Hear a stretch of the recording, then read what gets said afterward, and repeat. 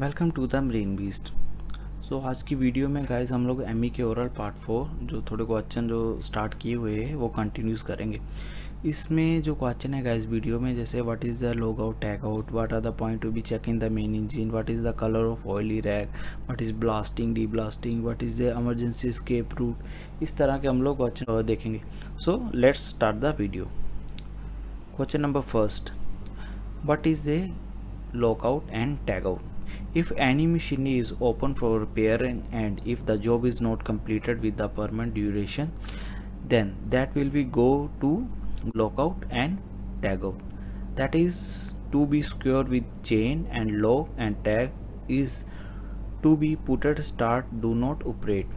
कोई भी मशीनरी है जैसे जिसमें कोई काम चल रहा है, जैसे 4 आवर की वॉच होती है, 8 to 12, 12 to 4, 4 to 8, तो उस पर में उस ड्यूरेशन में वो काम कंप्लीट नहीं हुआ तो उसको लॉग आउट कर दिया जाता है और उस पर टैग आउट कर दिया जाता है और ईसीआर में नोटिस बोर्ड पे लिख दिया जाता है कि ये मशीनरी ओपन है इसको।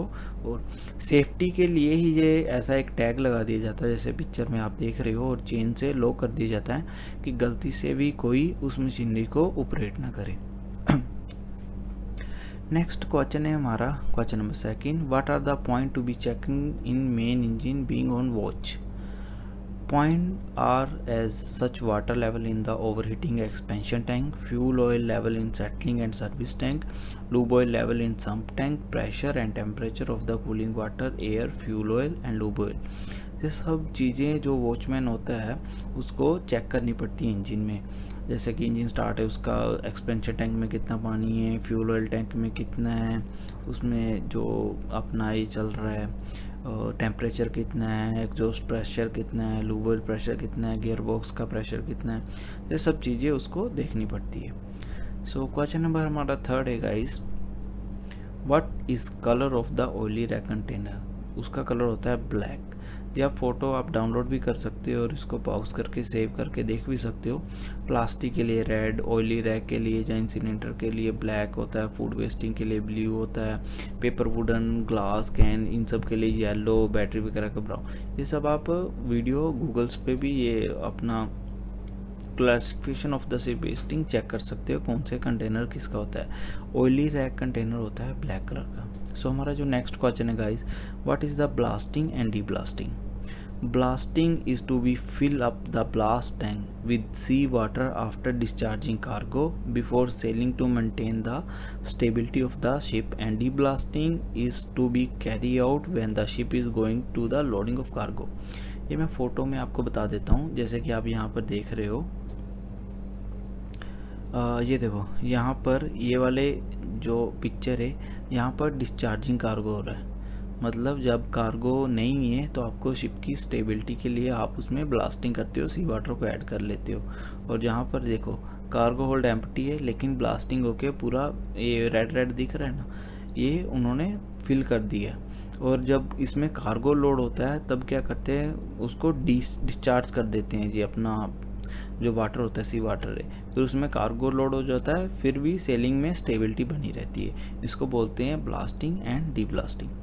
सो हमारा जो नेक्स्ट क्वेश्चन है question number 5, how to check the pressure and what is the unit?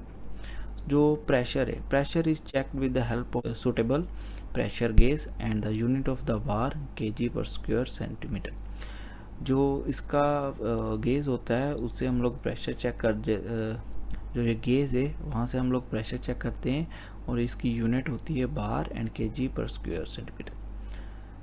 Next question है हमारा guys, what is a die and tap? How many pieces of the tap in one set? So die और tap में क्या है? Die is one type of the tool use for making external thread. Die किसके लिए होता है? External thread के लिए।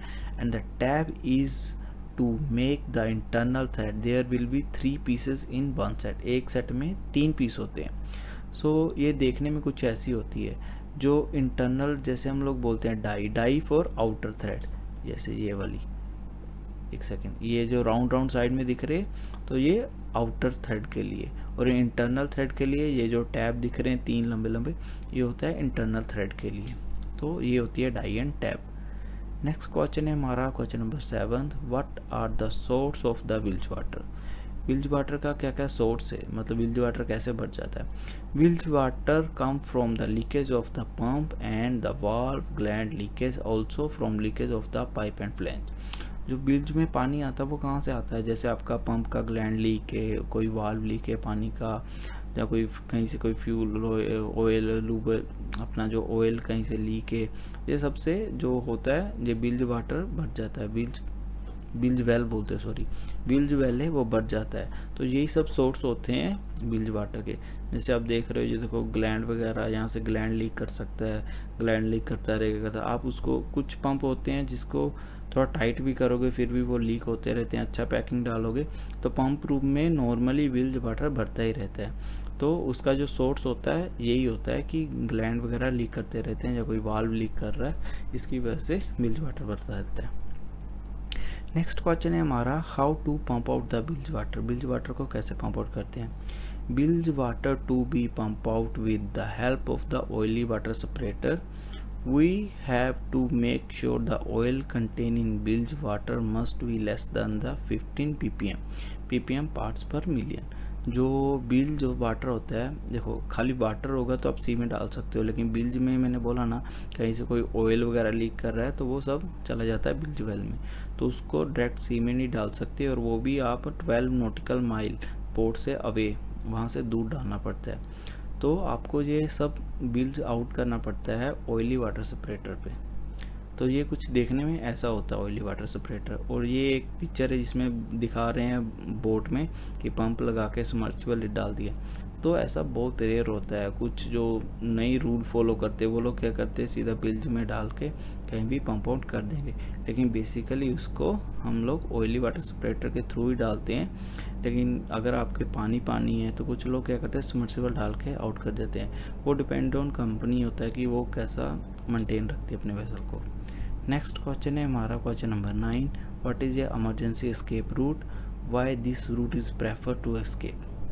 So emergency escape route is the shortest route to come out directly from the engine room to upper deck. Also the bulkhead of this route is insulated with fireproof heat resistance material। तो ये emergency escape root कुछ ऐसा होता है देखने में, जैसे अंधेरा हो जाएगा तो यहाँ पे ये रेडिएटर टेप्स जो लगे होते हैं वो आपको इंडिकेटर करता है इस साइड में जाने से, और वो सब एक सेफ जोन की तरह है, वहाँ से आप इजीली पास कर सकते हो बिना कुछ हो, क्योंकि वो क्लियर होता है, वहाँ कुछ रास्ते में कोई पाइप वाइप कुछ ऐसा कुछ नहीं है, तो आप इजीली एस्केप रूट से बाहर, और शॉर्टेस्ट रूट होता है एकदम आपको मेन डेक पे जाने के लिए। सो हमारा जो नेक्स्ट क्वेश्चन है गाइस वो है question number 10, what is different between stud and bolt. Stud and bolt में क्या डिफरेंट होता है। Stud has thread both of the side but bolt has thread in one side and one hexa head another side. Stud and bolt, stud जो होता है उसके दोनों side में थ्रेड होता है, और जो ये साइड में देख रहे हो बोल्ट में एक साइड में हेक्सा होता है जो परमानेंट स्पाइन वो अटैच होता है बोल्ट में, और एक साइड ही बस थ्रेड होता है। तो यही डिफरेंस है स्टड एंड थ्रेड में। एंड नेक्स्ट क्वेश्चन है guys, how many type of paintbrush।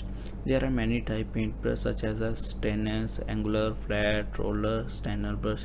ये सब भी आप गूगल पे इजीली चेक कर सकते हो। जैसे आपसे कभी कभी पूछा जाता है इंटरव्यू में किस तरह के होते हैं, तो ये रोलर वगैरह मैक्सिमम रोलर वगैरह से यूज़ किया जाता है। कहीं कॉर्नर में एंगल ब्रश यूज़ किया जाता है। ये एक्सटेंशनल ब्रश कुछ लिखना हो, इमरजेंसी एस्केप रूट या किसी पाइप पे कोई नाम लिखना हो, वहाँ पर यूज़ किए जाते हैं। यूज ऑफ प्राइमर, प्राइमर क्यों यूज होता है। Primer is utility before using main paint to protect from oxide. 12 question है, what are the fire fighting appliances in engine room of small fire. मैंने इसका स्मॉल फायर, इंजन रूम में कोई small fire हो जाए उसके लिए क्या क्या होता है। Mainly portable extinguisher are provide in the engine room such as a 9 litre gas such as 9 liter gas and water type extinguisher, 9 liter mechanical foam type of extinguisher, DCP extinguisher and CO2 extinguisher। इस तरह के extinguisher जो portable extinguisher वो use किए जाते हैं small fire के लिए। तो वो कुछ देखने में ऐसे होते हैं, जैसे आप नीचे देख सकते हो जो फायर फाइटिंग के दिखाए गए हैं, वाटर, ड्राई पाउडर, फोम, ऐसे पोर्टेबल होते हैं। ये तो अप्लाइंसेस है ना, जैसे उसमें फायर होती है सब उसकी अप्लाइंसेस है, लेकिन पोर्टेबल में ये सब आते हैं जो आप इजीली एक आदमी भी कैरी कर सकता है। सो आज की वीडियो में बस इतना ही guys, thank you for watching.